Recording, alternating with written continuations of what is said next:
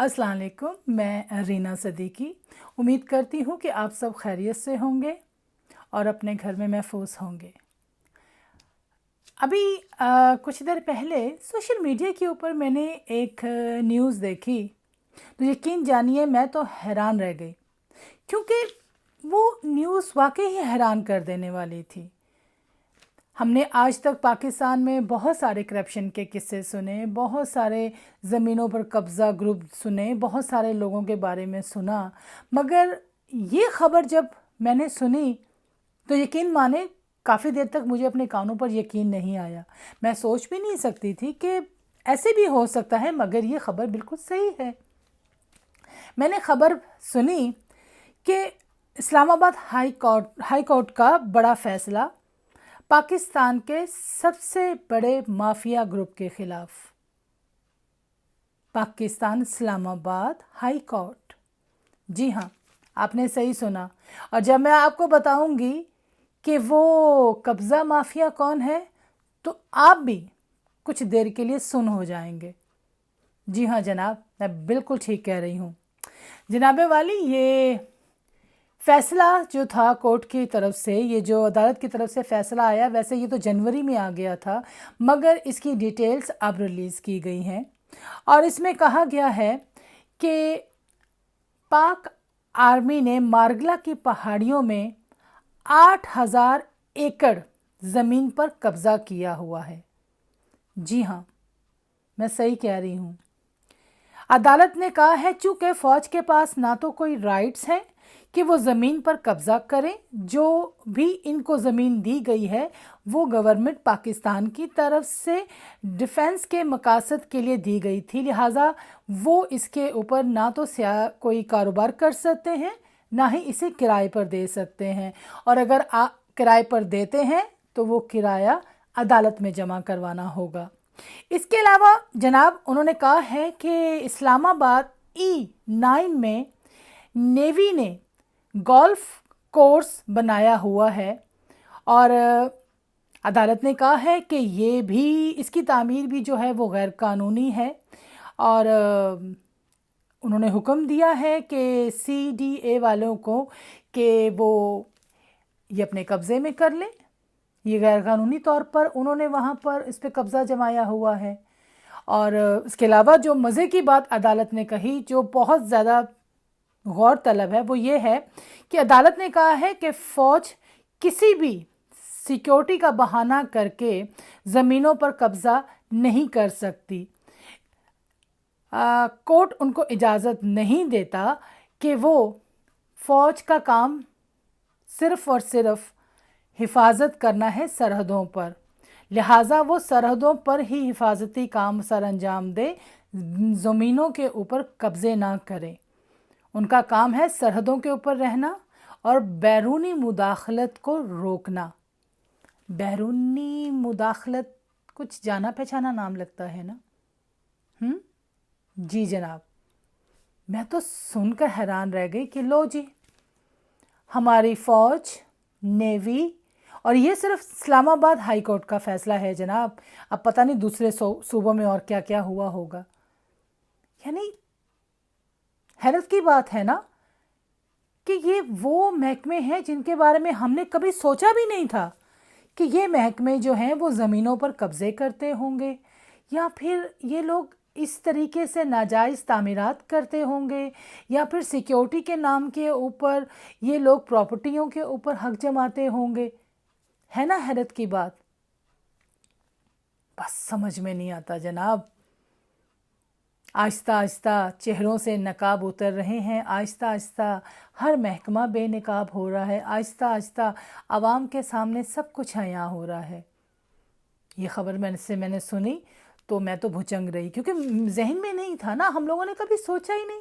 और वैसे भी इस तरह की ख़बरें हमारा जो सो कॉल्ड सियासतदान के जो लेपालिक सहाफ़ी हैं वो इस तरह की न्यूज़ तो देते नहीं है ना।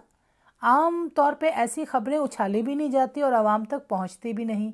अगर यही हरकत किसी आम आदमी ने की होती या किसी सियासतदान ने की होती तो हमारा प्रेस मीडिया गला फाड़ फाड़ कर चिल्ला चिल्ला कर बोल रहा होता टॉक शोज़ हो रहे होते, देखिए ज़मीनों पर कब्ज़ा कर लिया, देखिए ये कर लिया, वो कर लिया।